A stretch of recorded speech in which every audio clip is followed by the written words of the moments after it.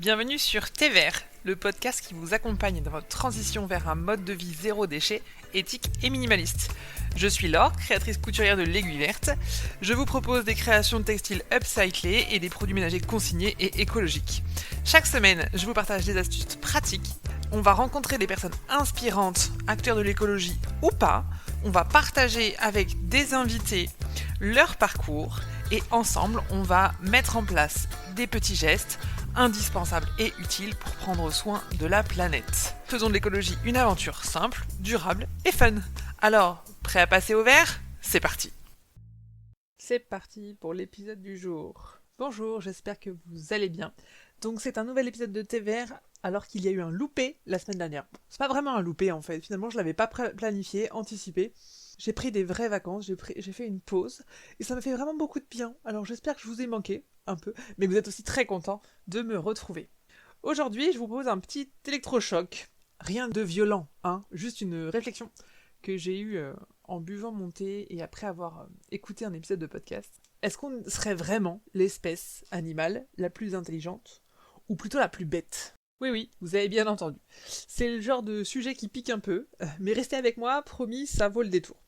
Alors, j'ai essayé d'organiser un petit peu ma réflexion, parce que sinon, vous le savez, je vais partir dans tous les sens, mais d'abord, je pense que c'est quand même une idée qui peut gêner, mais en même temps, qui peut permettre de faire mouche et de piquer.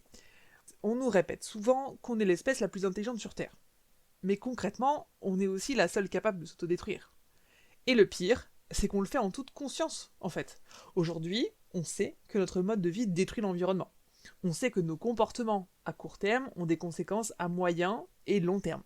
Pas dans 300 ans, pas dans un futur non plus si flou et lointain que ça. Non, là, dans 10 ans, dans 20 ans, on en dira déjà pleinement les conséquences. On aura 40 degrés tous les étés partout en France. Il va y avoir des zones entières qui vont être submergées par les eaux à cause de la montée de l'eau, à cause des fontes des glaces. Il va y avoir des pénuries, des crises alimentaires, des migrations climatiques massives de gens qui ne pourront plus vivre au bord des côtes, dans d'autres pays qui vont arriver chez nous, etc. Et pourtant, on continue. On change rien, ou peu. Alors, évidemment, là, je fais une généralité, je parle de la grande majorité encore, malheureusement, des gens, mais c'est ce qui se passe. Et dès qu'on leur propose une alternative, une transition, une solution, à ces gens-là, qui n'ont pas encore changé, pas encore pris conscience, on entend « oui, mais c'est l'écologie punitive, on peut plus rien faire librement, il faut plus rien dire, on voudrait juste vivre tranquille, foutez-nous la paix. » Ça, c'est la réaction numéro 1, c'est la première partie, la défense, la contre-attaque, etc., parce qu'on se sent visé, incriminé. Mais si on regarde ça autrement, est-ce que l'écologie, ça pourrait pas être l'inverse, si c'était pas du tout une punition ? Si c'était même l'acte, d'ailleurs, le plus égoïste qu'on puisse faire. Parce que, au fond, en fait, si on est être écolo, c'est pas faire plaisir aux dauphins, aux pingouins ou aux forêts, même si eux aussi ça leur fait du bien, hein, d'accord ? Mais c'est vouloir vivre longtemps et bien, en bonne santé, dans une planète habitable, pour nous et pour notre propre descendance. Mais déjà, c'est nous aujourd'hui. En fait, c'est anticiper, maintenant, pour continuer à boire de l'eau potable, respirer un air correct, manger autre chose que du riz sous plastique, se balader dehors sans être obligé de porter un masque parce qu'il y a de la pollution, ou de devoir regarder les zones de randonnée parce qu'il y a des incendies. Être écolo, c'est dire, en fait, ok, je fais des efforts, plusieurs petits efforts maintenant, pour éviter des grosses galères demain, en fait. Bon, je suis pas non plus en train de dire que tous les gens sont bêtes, d'accord ? Mais ne faites pas dire ce que j'ai pas dit, mais voilà, je pense que c'est une question de manque d'information, de manque de prise de conscience, d'incompréhension des gestes qui sont à faire. C'est un problème de cohérence de société aussi, parce qu'on se dit toujours je vais attendre que les autres fassent et ensuite moi je vais suivre. Pourquoi moi est-ce que je ferais alors que un tel, les grosses boîtes, l'État, nanana, font pas ce qu'il faut ? Ah, c'est sûr qu'après il faut toujours un premier aussi. C'est un sujet qui est un peu difficile, mais je pense que on a quand même les connaissances générales, notamment scientifiques, pour avoir cette prise de conscience. Notre cerveau, il est programmé pour anticiper, organiser les choses, ça il sait faire. On est censé du coup être rationnel, capable d'apprendre, de comprendre, de planifier, de se projeter. Mais pourtant, on se comporte parfois, tous plus ou moins certains, enfin bref, comme des ados qui vide le frigo sans se soucier que du coup, ce soir, il y aura plus à manger. Et tant pis, là, au moins, là, j'ai mangé maintenant. Je mange tout maintenant, je prends l'avion, je consomme à fond, et hop, on verra plus tard. Mais plus tard, c'est maintenant que ça se prépare. Notre capital santé, moi, c'est un sujet que je suis un peu de mon côté pour en ce moment. C'est ma priorité personnelle.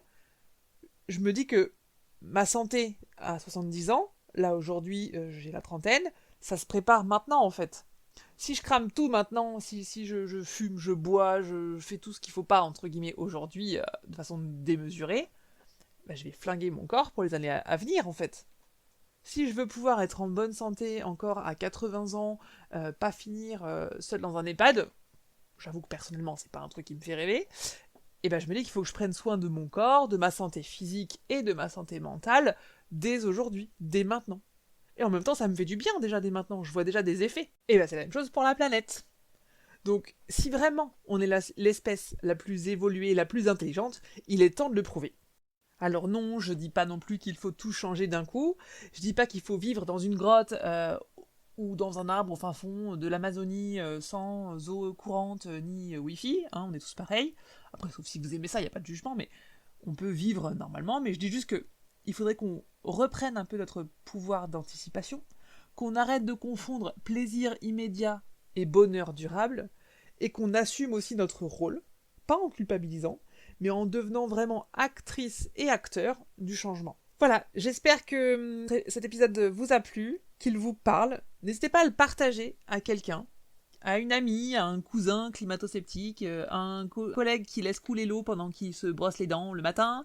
Et si vous avez envie d'agir concrètement, j'ai plein de produits écolos, jolis, vraiment éthiques, pour faire des petits gestes sans se prendre la tête, que vous pouvez retrouver sur aiguiverte.fr. Merci pour votre écoute, votre curiosité et surtout votre envie de faire mieux. On se retrouve mercredi prochain pour un nouvel épisode de Thé Vert, un épisode invité. Attention, on sera pas loin d'un épisode de série télévisée, voire même d'un film. Hein. Je vous préviens, il sera un peu long. Je reçois Aude, une super coach aussi en transition écologique, qui est une maman et qui va nous donner des conseils pépites sur la rentrée. Voilà, je vous souhaite une belle fin de journée, soirée, après-midi, nuit, peu importe quand vous m'écoutez, et je vous dis à la semaine prochaine. Ciao, ciao. Thé vert, c'est fini. C'est tout pour aujourd'hui. Alors rendez-vous maintenant la semaine prochaine.